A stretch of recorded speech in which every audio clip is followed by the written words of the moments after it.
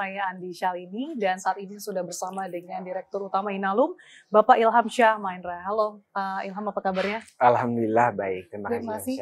Terima kasih juga sudah melakukan waktunya untuk CNBC Indonesia. Sama. Kita tahu Pak Ilham adalah salah satu Direktur Utama termuda di salah satu BUMN pertambangan di tanah air.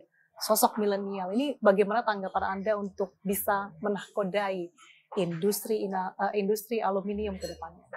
Oke, pertama-tama terima kasih pertanyaannya. Jadi tantangannya banyak. Kalau ditanya tadi bagaimana cara menahkodainya, memang industri pertambangan mineral atau processing khususnya di Inalum ini tantangannya banyak sekali. Tadi juga kita sempat bahas di acara bahwa tantangan geopolitics, terus kemudian fluktuasi harga, terus bagaimana program-program pemerintah ini bisa kita realisasikan. Tentu penguatan internal dari sisi operasi itu juga kita terus lakukan. Terus kemudian bagaimana membuat rencana-rencana strategis jangka panjang. Ya. Khususnya bagaimana mendukung hilirisasi. Jadi di dalam Inalum sendiri kita sudah mencanangkan dalam rencana jangka panjang perusahaan kita atau business plan beberapa proyek strategis. Salah satunya membangun smelter alumina refinery dan juga smelter aluminium itu sendiri. Tentu tantangannya satu adalah bagaimana mencari akses pendanaan atau biaya. Kemudian yang kedua, availability untuk energi listrik. Karena kita ketahui bersama, industri aluminium ini mengkonsumsi energi cukup masif.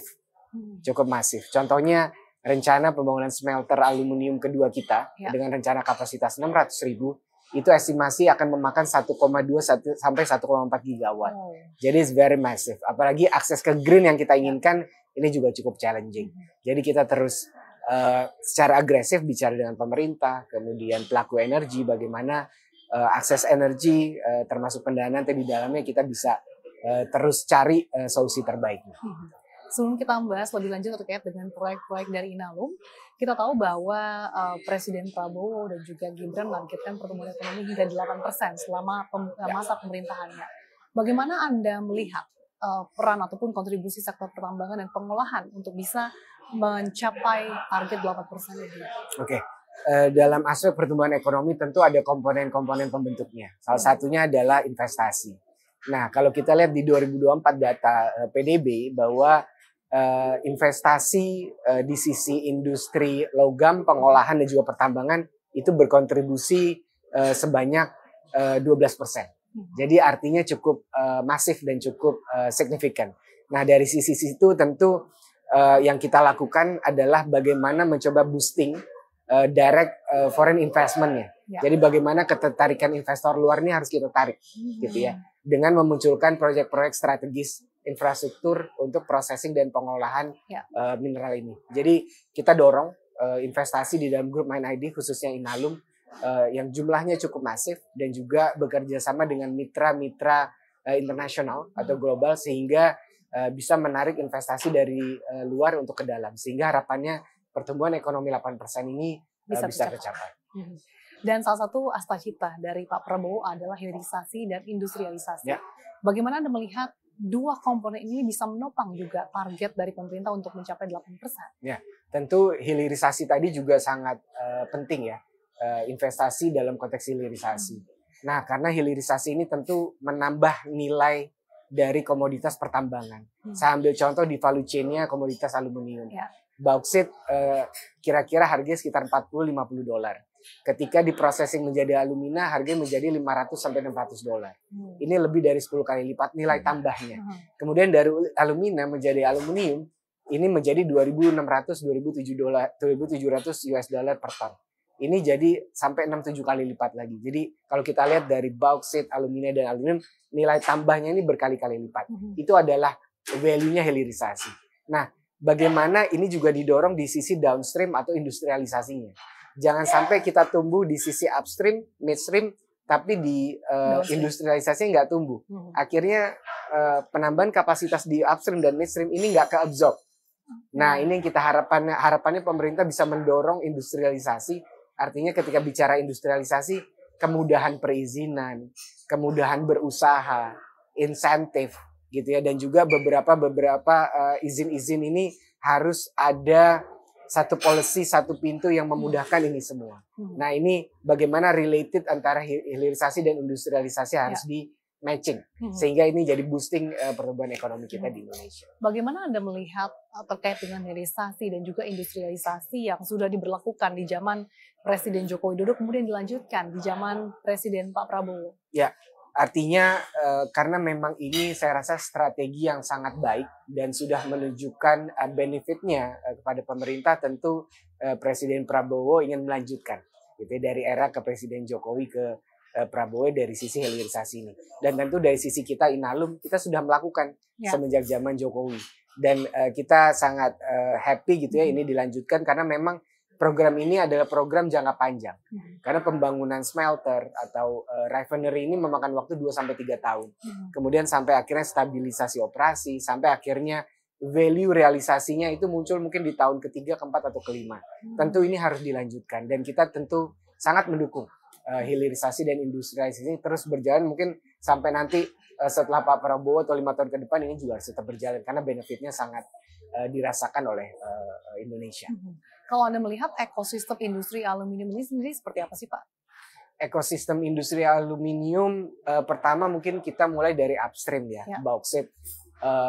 Saya rasa pemerintah sudah coba mencanangkan program yang tepat. Dan saya rasa untuk komoditas Inalum kita benar-benar berada di track yang sangat baik dan momentum yang sangat mendukung untuk bertumbuh untuk negara Indonesia. Karena setelah diekspor ban komoditas bauxit, ini tumbuh banyak sekali refinery alumina.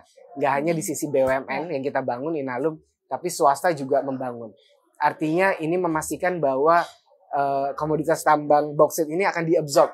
Karena udah diekspor kan, sudah di-ban. Jadi artinya harus dimakan sama domestik nih.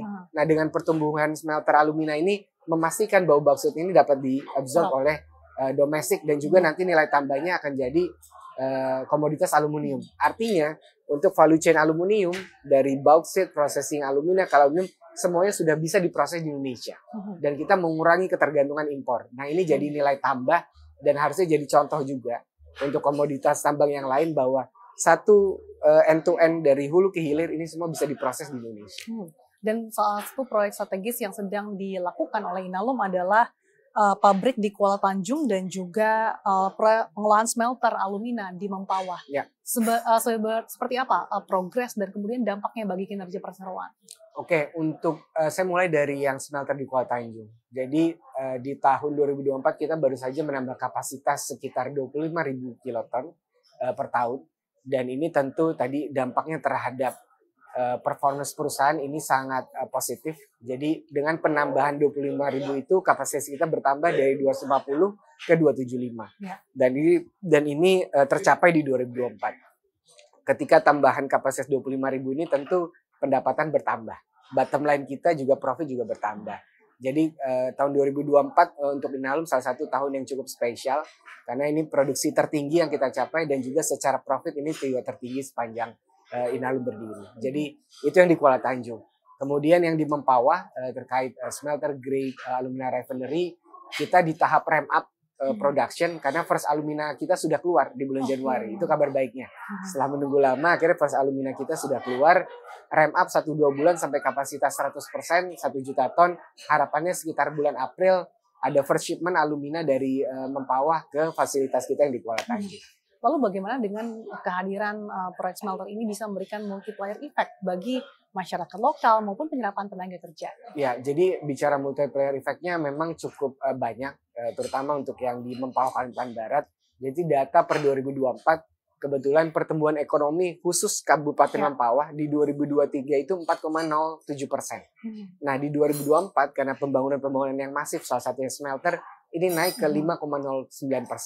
Artinya tumbuh 1% dan itu tertinggi di Provinsi Kalimantan Barat. Nah itu salah satunya pertumbuhan ekonomi. Kemudian yang kedua tentu usaha-usaha menengah kecil itu tumbuh ya. Warung-warung makanan, restoran, kemudian pemukiman, minimarket ini tumbuh sangat ramai kalau kita lihat di Kabupaten Mempawah. Jadi kemudian penyerapan tenaga kerja.